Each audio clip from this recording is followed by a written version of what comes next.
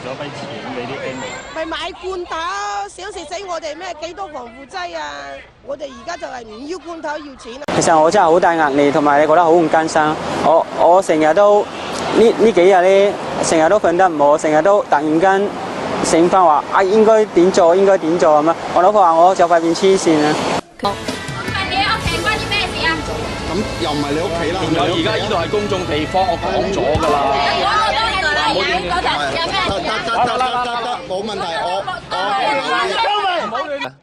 為咗了解下中國人有冇因為世博提高咗公德心同埋同情心，我哋做一個小測驗。